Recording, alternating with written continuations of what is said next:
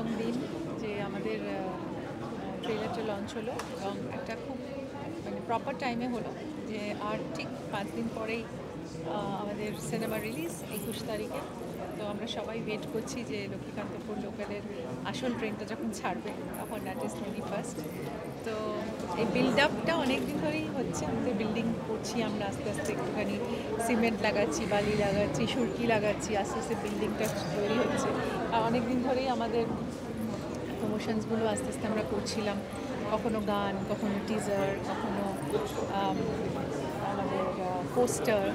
তো করতে করতে আজকে ট্রেলার অবধি চলে এলাম এবং এতগুলো আর্টিস্ট এই ছবিতে, এতজন এবং এত রকম ঘটনা ঘটছে এই ছবিতে। তো এটা it's not a very easy film to make. আর আমরা ছোটোবেলা থেকেই লক্ষ্মীকান্তপুর, ক্যানিং এই নামগুলো শুনে শুনে বড় হয়েছি, কারণ আমাদের ছোটোবেলায় যখন হাউস হেল্প আসতো তারা সব এখান থেকেই আসতো এবং কখনো কখনো তারা যখন চলে যেত খুব মন খারাপও হয়ে যেত। তাই মনিবের সঙ্গে এই যে এই যারা কাজ করতে আসে তাদের যে একটা বন্ধন, তাদের যে একটা সম্পর্ক, এই সম্পর্কটাও খুব ইম্পর্ট্যান্ট এবং সেই সম্পর্কের জোরেই কিন্তু অনেক সময় বন্ধুত্বও থাকে। এবার আমার মাকে দেখেছি, আমার বাড়িতে মাকে একদম সেবা করতো, মানে মার কাজ করতেন, তার নাতনি তারপর আমাদের বাড়িতে কাজ করতে আসে এবং এরকম জেনারেশনস আফটার জেনারেশনস হয়তো এইভাবেই বন্ডিং হয়।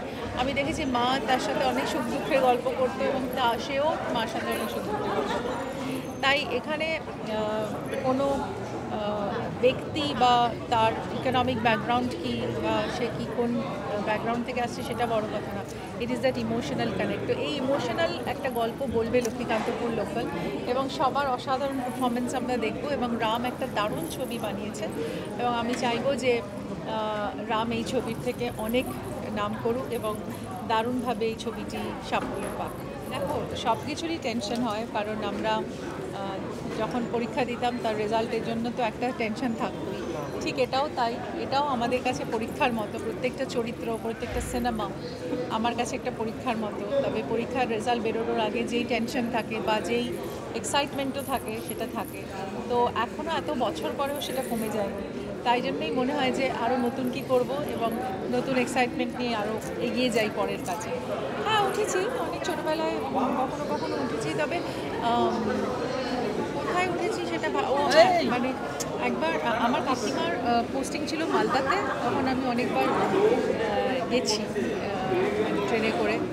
আর আমরা অনেক সময় নর্থ বেঙ্গল তো সবসময় গেছি ট্রেনে করে। তো লোকাল ট্রেনে হয়তো কাছাকাছি কোথাও যদি যেতে হয়েছে আমরা গেছি। ইনফ্যাক্ট আমার একটা খুব সুন্দর ট্রেন জার্নি মনে আছে, যখন বেলা শেষে বেলা শুরু করেছিলাম আমাদের একটা দুর্দান্ত ট্রেন জার্নি ছিল এবং সেটা মনে পড়ছিল। এবং সৌমিত্র জেঠু তখন কবিতা বলতে বলতে আসছিল, খরাজদা গান গাইছিল, শঙ্করদা কবিতা বলছিল, আমরা সবাই গান গাইছিলাম। That was so memorable. তাই ট্রেন জার্নিটা আমার কাছে খুব আনন্দের আর কি। ট্রেনটা যেন মনে হয় যে একটা সময়কে মানে সুন্দরভাবে একটা সময় কাটানো যায়।